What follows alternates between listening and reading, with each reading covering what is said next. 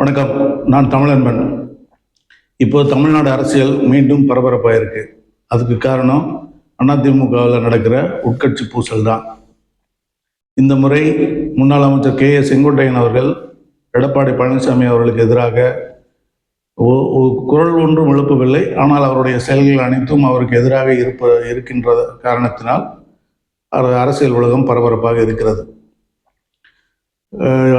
ஏற்கனவே கடந்த பிப்ரவரி மாதத்தில் கோயம்புத்தூரில் நடந்த எடப்பாடி பழனிசாமி அவர்களுக்கான பாராட்டு விழாவை புறக்கணித்ததிலிருந்து இந்த சிக்கல் கொஞ்சம் கொஞ்சமாக இருந்து கொண்டே இருந்தது. இப்பொழுது பெரிதாகி இருக்கிறது.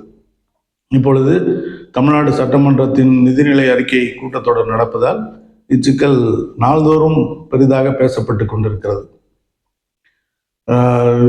சட்டமன்ற அதிமுக உறுப்பினர்கள் கூட்டத்தை செங்கோட்டையன் புறக்கணித்ததால் இது பெரிதாகிவிட்டது.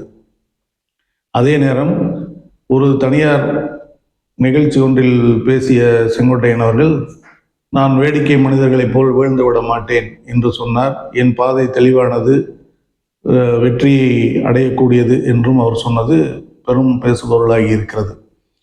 எதனால் அவர் இப்படி சொன்னார் என்று ஏகப்பட்ட யூகங்கள், வாதங்கள், பிரதிவாதங்கள் எல்லாம் நடந்து கொண்டிருக்கின்றன.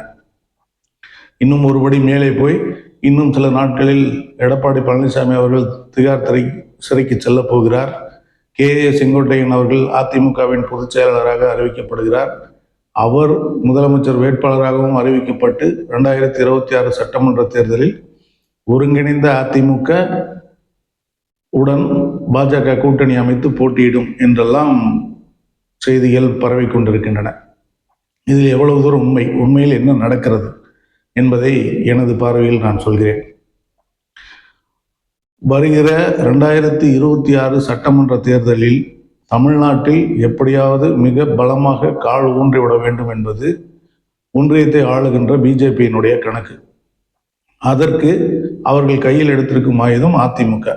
அதிமுக பலவீனமாக இருக்கும் அதிமுகவை தம் வசப்படுத்தி கொண்டு அவருடைய வாக்கு வங்கியை தமதாக்கி கொண்டால் நாம் ஒரு வலிமையான நிலையை தமிழ்நாட்டில் அடைய முடியும் என்கிற எண்ணம், கணக்கு போட்டு அவர்கள் வேலை செய்கிறார்கள். அதற்காக அவர்களுக்கு தேவை அதிமுக முதலில் ஒருங்கிணைந்தாக வேண்டும். அதான் அதிமுக ஒருங்கிணைவதற்கு அதிமுகவிலிருந்து நீக்கியதாக சொல்லப்பட்ட சசிகலா அவர்களும் பன்னீர்செல்வம் அவர்களும் டிடிவி தினகரன் அவர்களும் ஒருங்கிணைய வேண்டும் என்கிற கருத்துக்கு ஒத்துக்கொண்டு அதற்கு தயாராக இருக்கிறார்கள். ஆனால் கிட்டத்தட்ட 62 சட்டமன்ற உறுப்பினர்களையும் ஒட்டுமொத்த பொதுக்குழு உறுப்பினர்களையும் கைவசம் வைத்திருக்கும் எடப்பாடி பழனிசாமி அவர்கள் அதற்கு ஒத்துழைக்க மறுக்கிறார். இதன் காரணமாகவே எடப்பாடி பழனிசாமியை அந்த இடத்திலிருந்து அகற்றிவிட்டு இந்த ஒருங்கிணைப்புக்கு ஆதரவாக இருக்கக்கூடிய செங்கோட்டையனை வைத்து இந்த வேலையை செய்யலாம் என்று பாஜக கணக்கு போட்டது. அதன் விளைவுதான் பாஜகவின் பின்னணியில் தான் செங்கோட்டையன் அவர்கள் இந்த வேலையை செய்து கொண்டிருக்கிறார். எடப்பாடி பழனிசாமியை எதிர்த்து குரல் கொடுத்து கொண்டிருக்கிறார், எதிர்த்து நடந்து கொண்டிருக்கிறார் என்று சொல்லப்படுகிறது.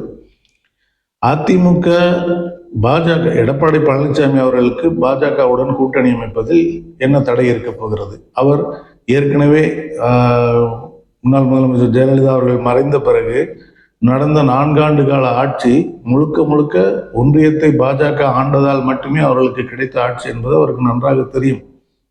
பாஜகவின் தயவில் தான் 4 ஆண்டுகள் அவர் முதலமைச்சராகவே இருந்தார்.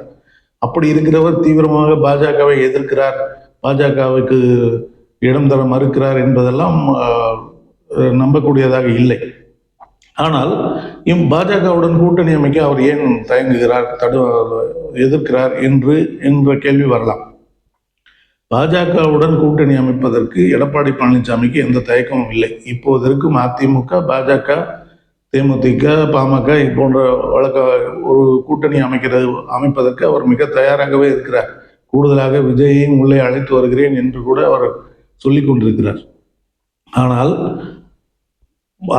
பாஜகவை பொறுத்தவரை அதிமுக வாக்கு வங்கி மொத்தமாக இருந்தால்தான் வெற்றி கோட்டை தொட முடியும் அல்லது ஒரு பெரும்பான்மையான இடத்தை பிடிக்க முடியும் என்பது பாஜகவின் கணக்கு. இப்போது இருக்கும் அதிமுக என்பது மேற்கு மாவட்டங்களில் செல்வாக்கு செலுத்தக்கூடிய அதிமுகவாக இருக்கிறதை ஒழிய தென் மாவட்டங்களில் பலவீனமான அதிமுகவாக இருக்கிறது. ஏனெனில் அதிமுக இப்பொழுது 3 பெரும் சாதி பிரிவினைகளால் சூழப்பட்டிருக்கிறது. அது வெளிப்படையாக வெளியே தெரியவில்லையே தவிர உள்ளுக்குள் அது மிக தீவிரமாக இருந்து கொண்டிருக்கிறது. ஒன்று, மேற்கு மண்டலங்களில் உள்ள கொங்குவேள கவுண்டர்கள். அவர் எடப்பாடி பழனிசாமி, எஸ்பி வேலுமணி, செங்கோட்டையன், தங்கமணி போன்ற பெரும்பான்மை பிரதிநிதித்துவம் உள்ளதால், எடப்பாடி பழனிசாமி தலைமையும் ஏற்றிருப்பதால் மேற்கு மண்டலம் முழுக்க அதிமுகவுக்கு ஆதரவாக இருக்கும். ஆனால் அதே சமயம் அதிமுகவிலிருந்து நீக்கப்பட்டிருக்கிற, விலக்கி வைக்கப்பட்டிருக்கிற சசிகலா அவர்களும், ஓ பன்னீர்செல்வம் அவர்களும், டிடிவி தினகரன் அவர்களும் தேவர் சமுதாயத்தை சார்ந்தவர்களாக இருக்கிறார்கள். தேவர் சமுதாயத்தை சார்ந்தவர்கள் தான் அதிமுகவின் வலிமையான வாக்கு வங்கி என்பது முன்னாள்களில் நாம் அறிந்த ஒன்று. அவ்வளவு பெரிய வாக்கு வங்கி இவர்களால் சிதைகிறது, பலவீனமாகிறது. இன்றைக்கு எடப்பாடி பழனிசாமி அவர்கள் பக்கம் தேவர் சமுதாயத்தைச் சேர்ந்த முன்னாள் அமைச்சர்கள் பலர் கைகோர்த்து நின்றாலும் கூட அந்த மக்கள் மனதில் அதிமுக இரட்டை இலையாக இருந்தாலும், இரட்டை இலை சின்னமாக இருந்தாலும் கூட தேவர் சமுதாய மக்களை ஒட்டுமொத்தமாக நீக்கி வைத்திருக்கிற அதிமுகவுக்கு ஓட்டு போட அவர்கள் தயாராக இல்லை. ஆக அதிமுகவின் வாக்கு வங்கி செம்பாதியாக அல்லது அதற்கும் கூடுதலாகவே பிரிகிறது, சிதைகிறது. இப்படி சிதைகிற வாக்கு வங்கியை வைத்துக்கொண்டு பாஜக கூட்டணி சேர்ந்தால் அவர்கள் கணக்கு ஒரு நாளும் நிறைவேறாது. அதனால் அவர்களுக்கு முதலில் தேவை அதிமுக ஒருங்கிணைப்பு. அதிமுக ஒருங்கிணைப்பு என்றால் தேவர்கள் கவுண்டர்களும் ஒருங்கிணைந்து நிற்க வேண்டும். வன்னிய வடக்கு மாவட்டங்களில் உள்ள வன்னிய சமுதாயத்தினர் இந்த பக்கமும் அந்த பக்கமும் இருக்கிறார்கள். சி.வி. சண்முகம் தீவிரமாக எடப்பாடி பழனிசாமி அவர்களை ஆதரிக்கிறார். கே.சி. வீரமணி அவர்கள் அனைவரும் ஒருங்கிணைய வேண்டும் என்பதில் தீவிரமாக இருக்கிறார் என்றெல்லாம் சொல்லிக் கொண்டிருக்கிறார்கள். இப்படி இருக்கும்போது அவர்கள் யார் பலம் பெறுகிறார்களோ அவர்கள் பக்கம் போய் சேரக்கூடிய நிலையில் இருக்கிறார்கள். ஒருவேளை சசிகலா, ஓபிஎஸ் அவர்கள் அணி பலம் பெற்றால் இவர்கள் அப்படியே அந்த பக்கம் போய் விடுவார்கள். இவர்கள் இப்பொழுது இருக்கிற மாதிரியே இருந்தால் இந்த பக்கம் இருப்பார்கள் என்கிற நிலை இருக்கிறது. இதனால்தான் பாஜக, எடப்பாடி பழனிசாமி இப்பொழுது நான் கூட்டணிக்கு தயார் என்பதை பாஜக ஒத்துக்கொள்ளவில்லை.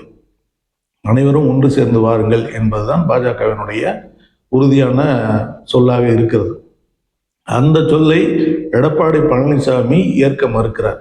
அந்த இடத்தில் தான் அவருக்கு பாஜக மீது ஒவ்வாமை, இந்திய ஒன்றிய ஆட்சி தப்பு, மதவாதம், ஒரே நாடு ஒரே தேர்தல், அந்த கொள்கைகள் அதெல்லாம் ஒரு பிரச்சனையும் கிடையாது. அவருக்கு பிரச்சனை சசிகலாவும் ஓபிஎஸ் அவர்களும் தான்.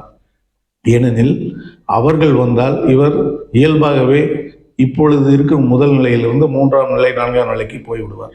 சசிகலா அவர்கள் இருந்தபோது இவர் எப்படி அங்கு இருந்தார் என்பது இவருக்கு தெரியும், மற்றவர்களை விட அவருக்கு நன்றாக தெரியும். அதனால் அவர்களோடு சேர்ந்தால் நாம் இயல்பாக பின்னடைவுக்கு சென்று விடுவோம் என்பதால் தான் அவர் பிடிவாதமாக அவர்களை சேர்க்கக்கூடாது என்று இருக்கிறார். அவர்களை சேர்க்கக்கூடாது என்றால் அதிமுகவே தேவையில்லை என்பது பாஜகவினுடைய கணக்கு. அப்படி இருக்கிறது. அதனால்தான் வலுக்கட்டாயமாக பாஜக அதிமுகவை ஒருங்கிணைக்க பாடுபட்டு கொண்டிருக்கிறது.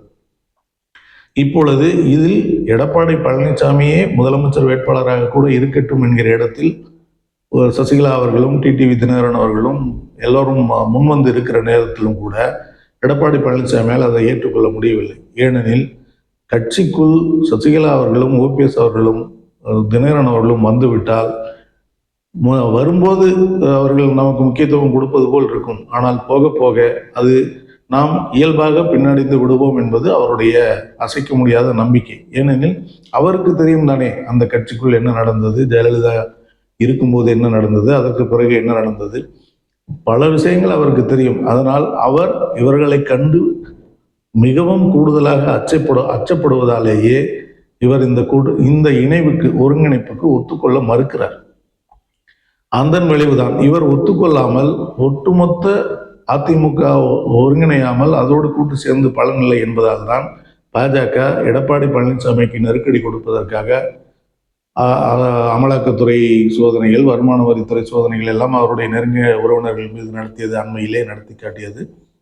அதன்பின் அரசியல் ரீதியாக இன்றைக்கு செங்கோட்டையன் முன்னணி முதல் நிலை எடுத்திருக்கிறார். அண்மையில் நடந்த அமைச்சர் எஸ்பி வேலுமணி அவர்களுடைய, முன்னாள் அமைச்சர் வேலுமணி அவர்கள் மகன் திருமணத்தில் கிட்டத்தட்ட இந்த பிரிவினை ரொம்ப தெளிவாக தெரிந்தது. ஒரு அதிமுக ஒருங்கிணைய வேண்டும் என்று இன்று எடப்பாடி பழனிசாமி அணியில் இருந்து சொல்லிக் கொண்டிருக்கிற முன்னாள் அமைச்சர்கள் 6-7 பேர் மட்டும் திருமண நிகழ்ச்சியில் கலந்து கொண்டார்கள். மீதி எடப்பாடி பழனிசாமி என்ன சொல்கிறாரோ அப்படி செய்வோம் என்று சொல்கிற பலர் திருமண வரவேற்பில் கலந்து கொண்டார்கள். அந்த பிரிவினையே அவ்வளவு தெளிவாக காட்டப்பட்டு விட்டது. ஆக அதிமுக ஒருங்கிணைய வேண்டும் என்பது பாஜகவின் கணக்கை சிறமேற்கொண்டு அதை செயல்படுத்துகிற இடத்தில் செங்கோட்டையன் என்று முதலில் எடுத்திருக்கிறார். இந்த நிலையை இப்போது வரை எடப்பாடி பழனிசாமி அவர்கள் ஏற்கவில்லை. அதே சமயம் தீவிரமாக அவரை எதிர்க்கவும் இல்லை. இன்னொன்று, சட்டப்படியாக செங்கோட்டையன் மீது எந்த நடவடிக்கையும் எடுக்கிற சூழலை செங்கோட்டையன் உருவாக்கவும் இல்லை. இன்றைக்கு நடந்த சட்டப்பேரவைத் தலைவர் மீதான நம்பிக்கையில்லா தீர்மானத்தில் கூட அவர் அதிமுக உறுப்பினராகவே நடந்து கொண்டார். எனவே அவர் மீது சட்டப்படியாக ஒரு நடவடிக்கை எடுத்து அவர் கட்சிக்கு விரோதமாக நடந்தார் என்று டக்கென அவரை விலக்கி வைத்து விடவும் எடப்பாடி பழனிசாமி அவர்களால் முடியவில்லை. இதனால் எப்படியாவது ஒரு சமாதானப்படுத்தி செங்கோட்டையனை சமாதானப்படுத்தி நம் வழிக்கு கொண்டு வர வேண்டும் என்று எடப்பாடி பழனிசாமி தரப்பு ஆட்கள் செங்கோட்டையனிடம் தொடர்ந்து பேசிக் கொண்டிருக்கிறார்கள்.